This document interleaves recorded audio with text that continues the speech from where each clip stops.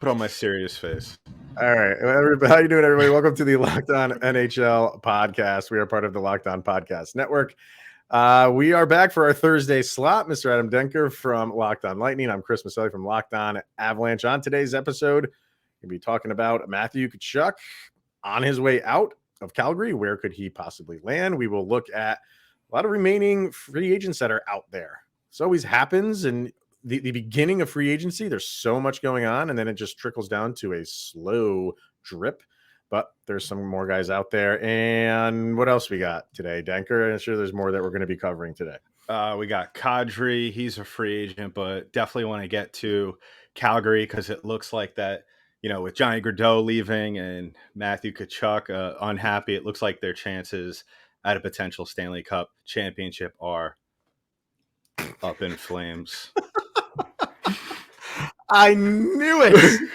I knew it. And we're going to be running the Locked On Avalanche intro because I still don't have the Locked On intro. Here you go.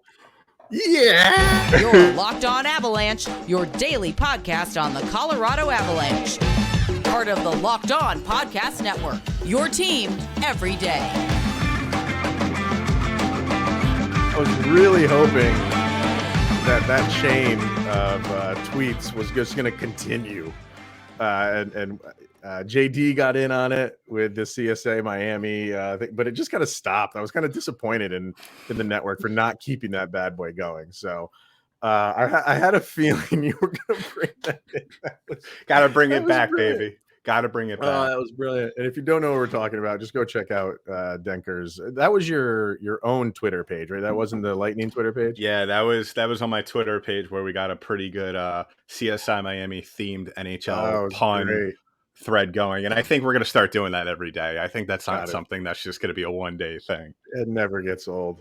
Oh, man. Well, this is not the Locked On Avalanche podcast. This is the Locked On NHL podcast. Thank you for joining, making it your first listen of the day. That's always appreciated. Like you said in that epic intro, he is Mr. Adam Denker from Locked On Lightning. I'm Chris Maselli from Locked On Avalanche.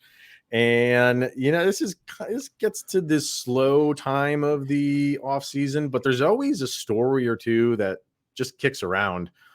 And there definitely is right now, man. This is Calgary Tkachuk is likely on his way out. Yeah. And this is a big story. How long do you think this is going to take to? A lot of times when this happens, it could get done tomorrow or it could get done a month from now. Where do you think we stand with all of this? They obviously, he wants out and they're going to facilitate that. But do Calgary just hang around for like the best possible deal, which obviously they want to do, but they want to get it done quickly? What's your take on all this?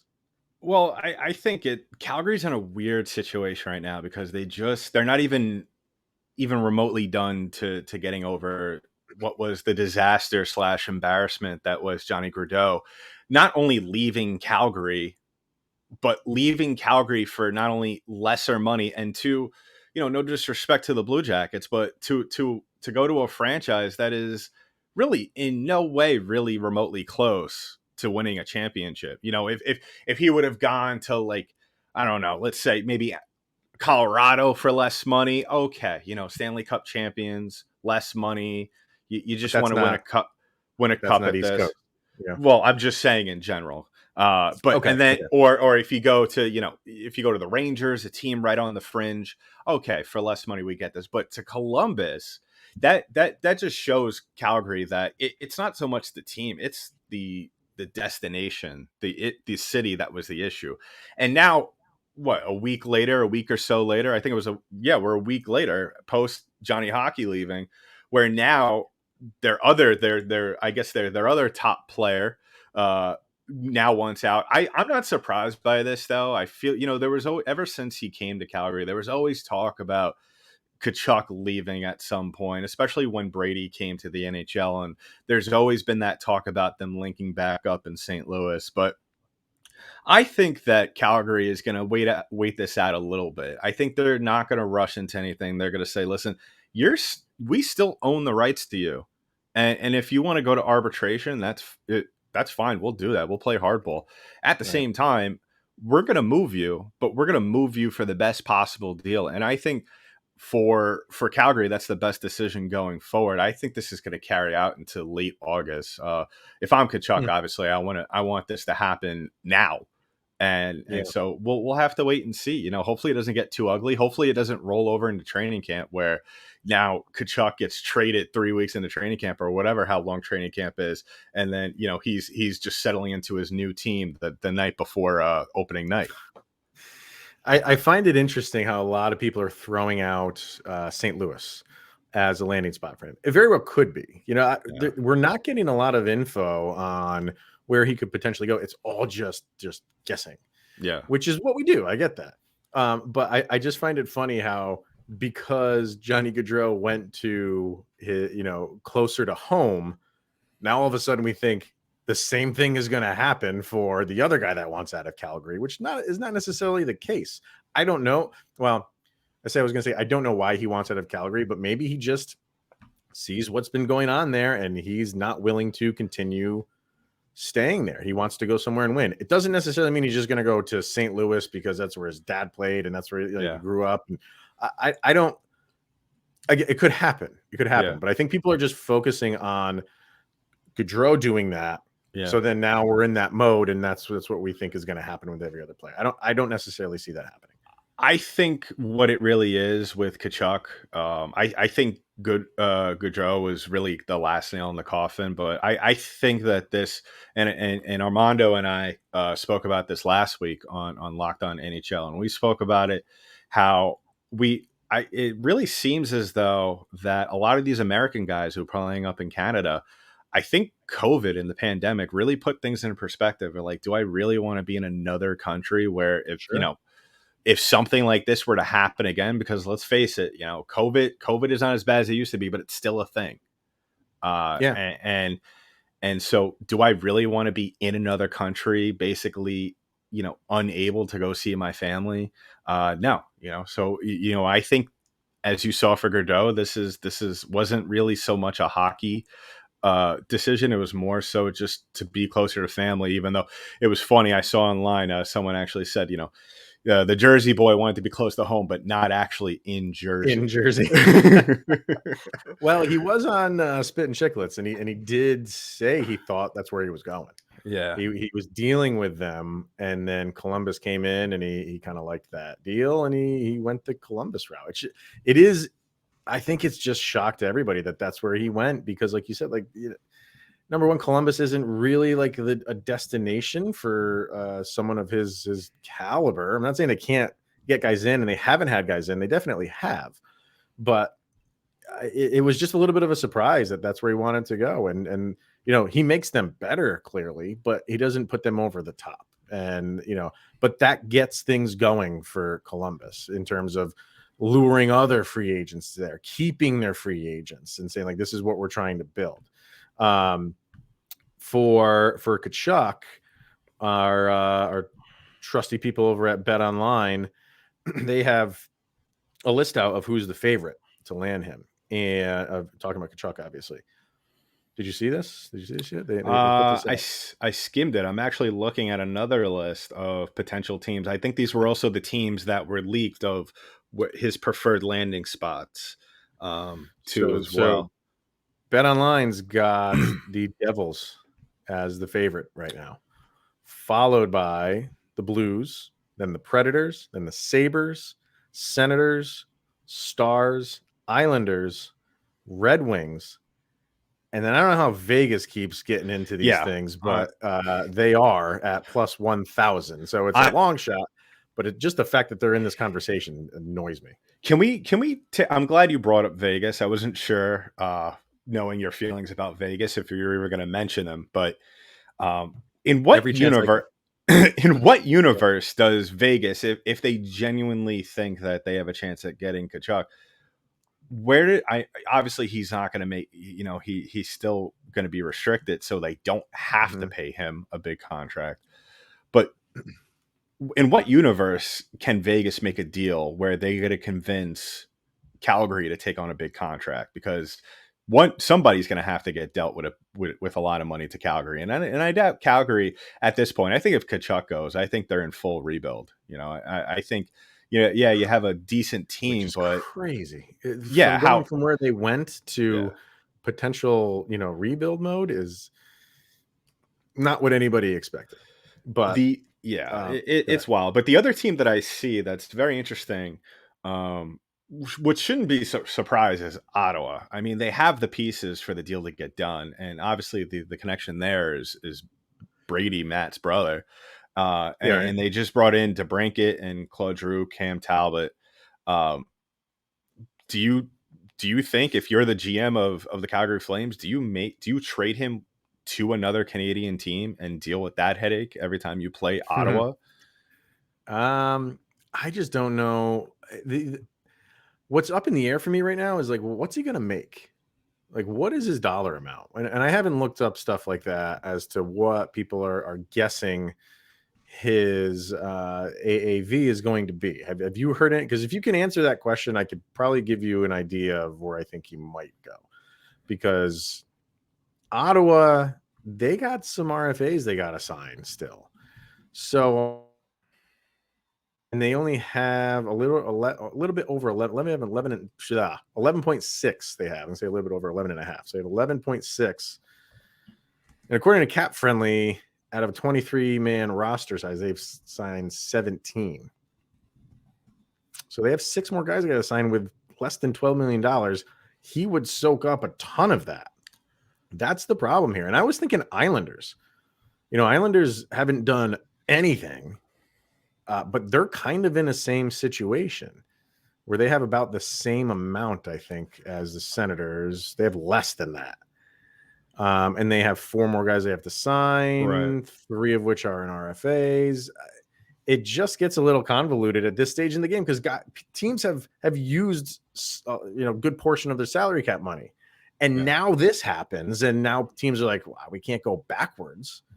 So it's going to be interesting to see what he signs for right now. Well, when you look at Matt Tkachuk, and we're not going to, I mean, we could probably spend a whole episode on trying to guess how much money he's going to get on a new deal. Because I'm sure any team that gets him is probably going to sign him to a long-term contract. Ask yourself this: is Matthew Tkachuk an $8.5 million AAV player worth 8 years? Is he more than that?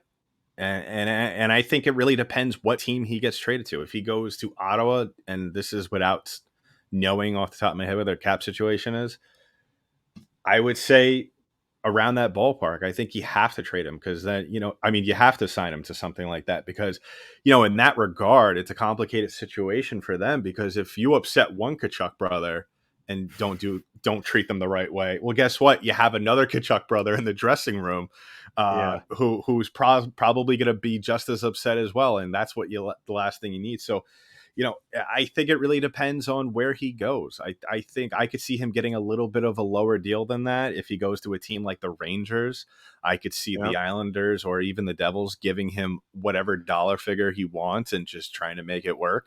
And I could just see at this point with their cap space, Vegas just giving him poker chips because I don't think they could afford him. Vegas is just always involved. I don't know. Definitely something we're going to be watching though, and how this all plays out. There are other free agents out there, and after we hear from Bet Online, we will be discussing them, as well as one of the teams that I just mentioned, potentially in the mix for Tkachuk, and that is the Nashville Predators, with a very good signing. I'm not going to say under the radar, but a very sneakily good signing for Nashville. But first, betonline.net. It's the fastest and easiest way to check in on all of your betting needs. Find all of your favorite sports and events at the #1 online source for odds, lines, and games. You can find reviews and news for every league, including Major League Baseball, the NFL, the NBA, the NHL, combat sports, esports, even golf.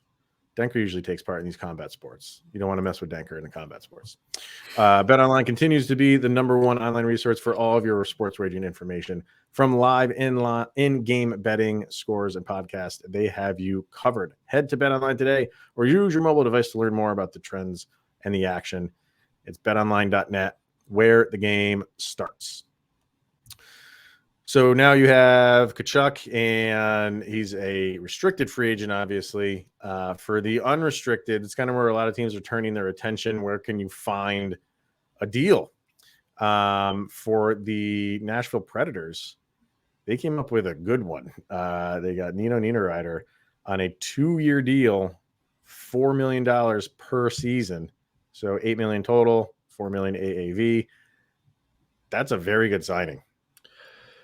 Yeah, I was very impressed by this. It's having a guy like Niederreiter is a UFA. Any team, it would be a no-brainer to sign a guy like this, and it seems almost sometimes often is the opposite during the free agency period, where teams just seem like they're overthinking, and they, you see a name like Niederreiter out there and you just don't go for him for whatever reason. It seems like other teams are normally looking at guys like John Klingberg, and I have to say, this is fantastic. I mean, you signed a guy to a 2-year deal that's gonna settle in nicely on your second line with Granlund and Tollefson. So bravo. I mean, this is going to be a very good Nashville team, and this was a team not too long ago that really was just it. We really thought this was going to be the end of it in terms of just where they were and being a successful hockey team. And they go to the Stanley Cup playoffs this year. Granted, it was a very, very short appearance, but they come back and they improve. A lot of teams could look at how their exit, how short it was, how short their appearance was, and say, okay, you know what? Let's see how let's see how it goes this next season, and slowly, shed the cap, slowly shed some of the cap. And they did the opposite. They went out there, they got a second line winger, and they still have $4 million in change in cap space to go. So they're setting themselves up pretty nicely for a trade deadline acquisition if they need it. Yeah, you just said what I was going to bring up. They still got $4 million, almost $4.1 million left to play with. So they could still go out and sign a very solid whatever forward or defenseman if they wanted to. Yeah. So being in their division, have they made enough moves to kind of overtake my team in the Avalanche? I don't think they're there yet, but they definitely improved themselves this offseason. And on a personal note, they signed John Leonard, who I know JD over at the Sharks has like a man crush on. I know his uncle. Like, I play golf with his uncle, so he's always talking to me about him. So I actually had to break the news to his uncle that he was traded to Nashville. I kind of felt weird about that, but so he's kind of just a guy like I follow. Not that he makes waves or anything like that, but I just kind of follow him just because I kind of know the family. He could become something. You never know, but they've been doing some really smart moves, not doing the Vegas. We're just going to reach for everybody that we can get our greedy little fingers on. Yeah. They're making some very smart, calculated moves. And this is, I think you're going to see they did well. I mean, they made the playoffs. So, you're just improving it. Did they improve from that? I think they did. I think they did a little bit. So and we'll see where they head. As far as other unrestricteds that are still out there, obviously my guy and Nazem Kadri is still there. I've been hearing nothing. It is so quiet on the Nazem Kadri front. It's deafening. So I think this was the plan. I don't think he was wanting to be like a day one signee. I think he wants to stay in Colorado. I think they're trying their hardest to get him in under the cap. I don't think it's going to happen at this point. Everybody's throwing out, they're going to have to, they will have to trade somebody, but I don't think they want to trade Sam Girard. If they trade anybody, it might be JT Compher because he's a free agent after this upcoming season. So maybe you get rid of him at the trade deadline. You don't get rid of him right now. It's very convoluted. It's very difficult to really kind of navigate this. But the other question is, okay, if it's not Colorado, where is it for Nazem Kadri? Because he wants to go to a competitive team. So he's cutting his teams in half. And when you do that at this stage in free agency, you're cutting your teams even more in half because teams have already kind of filled up their roster. So he's leaving himself not a lot of options right now. Yeah, and this kind of goes back to the Tkachuk conversation, and I'm going to throw this to you. What kind of player is taking away the Stanley Cup final and looking at his last season as a whole? Is Nazem Kadri a 4.5 AAV player? Is he a 5? Is he a 6? Where obviously you have a little bit of a biased opinion in this. Well, but no. No, I was going to say, like, do you know what he wants? Have you heard what he wants? I have heard absolutely nothing because, Okay. I don't want to say something and then be called off sides for it. So now I'm gonna hold your feet to the fire, and now you got to come out with it. What have you heard, young Denker? I've heard absolutely nothing. Okay, then what are you guessing? I'm guessing for Nazem Kadri. What he wants. If you're Nazem Kadri's agent, he comes to you and says, "This is what I want." What do you think that is? I'm saying 6.5 for 4. So the rumors are, and these are never fully guaranteed with rumors of what free agents want. So when he hit the market, he was looking for between 9 and 10. Yeah, but are you okay? I was clutching my pearls. I was clutching my pearls there for a moment. But you have to understand, like, guys will do that. They'll shoot for the moon, knowing that they won't get it, and you have to do that. You have to aim high. The team aims low, and then you meet in the middle. And I think that's what's happening. I don't believe all along he was thinking he was going to get between 9 and 10. He made 4.5 last year, and for the season he had, he's going to get an increase. Yeah. Is it going to be double? Is it going to be 9? No. I think he's down. He's got to come back down to reality, which is around between 6 and 7 for him. And with the Avalanche paying Gabe Landeskog, their captain, $7 million a year. Yeah, I don't think you're going to give Nazem Kadri, who's 32 going on 33, you're not giving him an 8-year deal. Even if you give him 5 or 6, you're not going to come in more than your captain. So, but the problem for the Avs is they don't have that money. Yeah. They're just below 4. They need to clear cap space. It's tough. It's tough. I think someone out there is going to give him between 6 and 7. Wouldn't surprise me at all. But what are those teams? I'm hearing the Islanders. I'm hearing the Red Wings. Because of all this stuff going on with Calgary, I've heard Calgary is going crazy trying to get him, like going up near 8 for him. I don't know if that's true. Wouldn't surprise me if it is. With everything they're losing, they need to stop the bleeding somehow. It's craziness right now surrounding Nazem Kadri, but you're hearing nothing for the past few days. So he's definitely one to watch. Other free agents that you're kind of looking at. I'm looking at free agents right now. There's 2 names that jump off the page for me, and maybe I'm looking at this from the perspective of the Lightning. But the 2 names that I really like, and one of them, there's been a ton of talk about him possibly coming to Tampa, is Sonny Milano. I think he's a very underrated name that's on the market right now. You're going to get a guy who could play on both sides of the wing. You're going to get a guy who's going to be relatively cheap too. He made about 1.7 last year. And then the other name that I really think is a little underrated, I really liked a lot about what I saw out of him, and plus he could play in the middle, is Evan Rodriguez. I'm surprised he's still available. Talking about him. Everybody. Avalanche fans want him bad. I'm surprised that Pittsburgh has let him, stay out this long. Considering how many people, because I'm not surprised by your reaction at all. I think Evan Rodriguez is. I think if you look at some of these lower tier guys, below, if I'm looking at cap friendly, and how I'm looking at it is the UFAs, but I'm organizing it by points total. Other than Paul Stastny, who is 36 years old, outside of that top 5 in points, I think Evan Rodriguez is going to make the most money. Except for maybe Nazem Kadri. I think Klingberg's probably going to have to take a discount.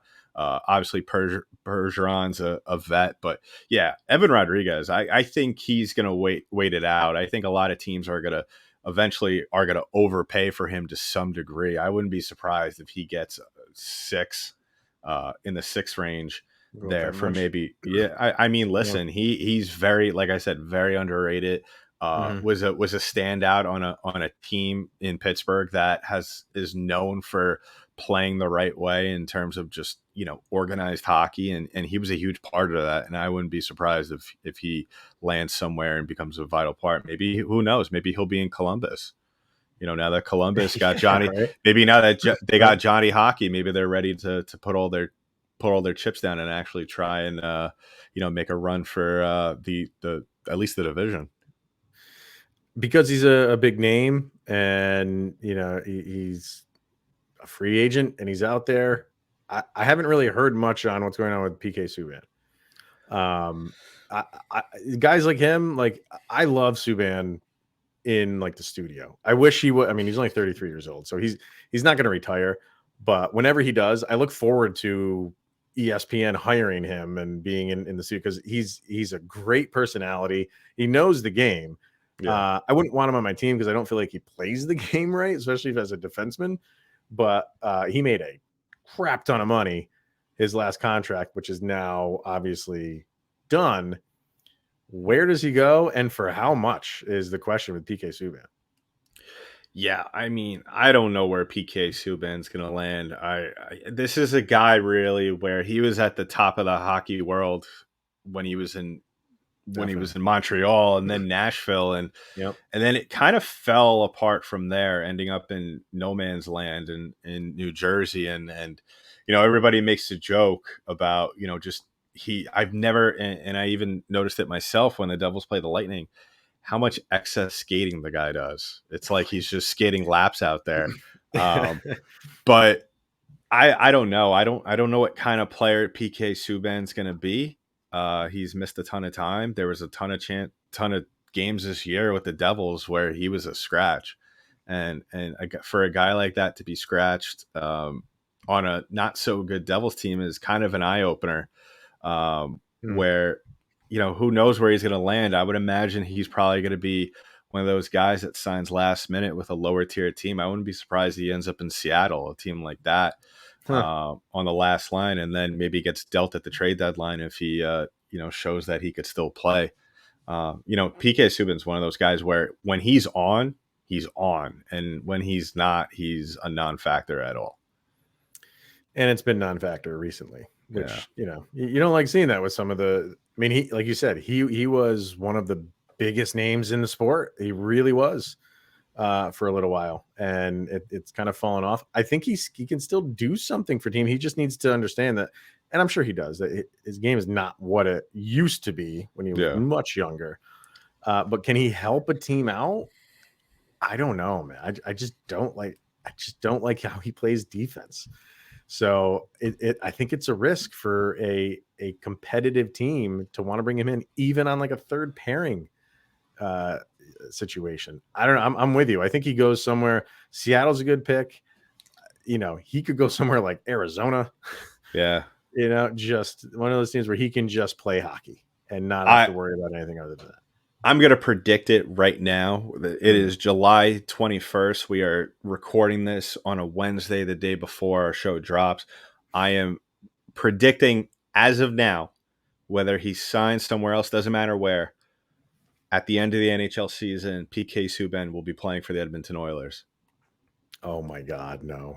Because that is really he is the kind of player, if he shows any glimpses of what he used to be, I think either him or even the Toronto Maple Leafs will make a deal for him because they are desperate. Because they are desperate enough. They are desperate enough for a guy like PK Subban. I think Toronto. That is a move that Toronto won't make for fear of backlash from their fan base. Teams won't usually make those moves, considering taking into consideration what their fans are going to think. Toronto absolutely will do that with PK Subban. You might be onto something with Edmonton. Because Edmonton is always just so cap strapped with those contracts that they paid out to their superstars. Sometimes they just need bodies. Yeah. And that might not be a bad body to have around for kind of on the cheap. I like where you're going with that one. Okay. All right. You heard it here first. Mr. CSI Tampa. Danky Dank with that one there. That's a little insider trading for. Yeah. All right. That's going to wrap it up for this week. I know there's a ton more free agents. So anybody in the comment section on YouTube or over on Twitter, let us know your team and who of the remaining crop of free agents do you want your team to kind of go after here? Because there's still a good amount left. And this is where you make your team. Like in the draft, you make your team kind of like in the first round, but all the subsequent rounds, you do that in free agency too. So that'll wrap it up for today, everybody. Thank you for tuning in and making it your first listen of the day. You can follow Mr. Denker over at where? You can follow me on the Twitter. Wow. Yes, that's how I call it. Yeah. The Lightning Twitter page at LO_Lightning, Lockdown_Lightning on Instagram. Give me a follow on the Twitter at Danky Dank, DENKYD8NK. And give us a follow on our YouTube page. Been blowing up. I've been erroneously accused of advocating for the trade of not only Braden Point and Nikita Kucherov. So join in the witch hunt. Join in the witch hunt. Yeah, that I am leading, by the way. Yes. Bad takes all around. All right, you can follow me over on LOPN_Avalanche, and we have an Instagram page, and we have a YouTube channel as well over on the information superhighway known as the Google machine. All right, everybody, thank you for tuning in. Very appreciated when you tune in on these Thursdays with me and Mr. Denker, and we will see you guys next week.